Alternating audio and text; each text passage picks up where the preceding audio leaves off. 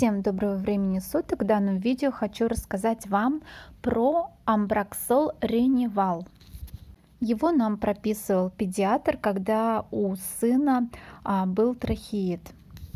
Итак, это отхаркивающее мукалтическое средство, которое стоит в пределах 90 рублей.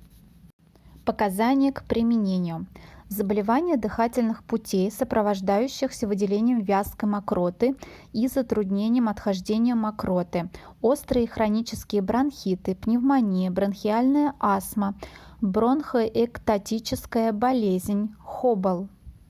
Противопоказания.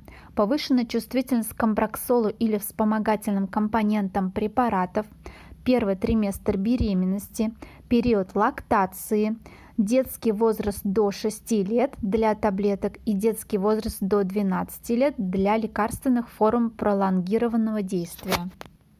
Нельзя одновременно применять данный препарат и противокашлевые средства, а также амоксициллин, доксициллин, цифуроксим и эритромицин.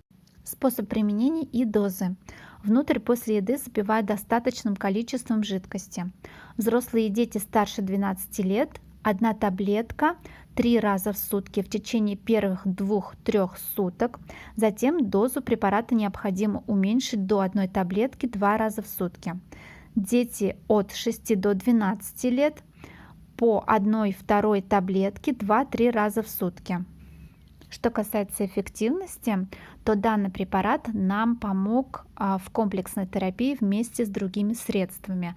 То есть мы параллельно еще пропивали грудной сбор, который купили в аптеке. То есть это сбор трав. И еще я смазывала грудную клетку ребенка, за исключением области сердца, барсучим жиром. Плюс давала средства для укрепления иммунитета.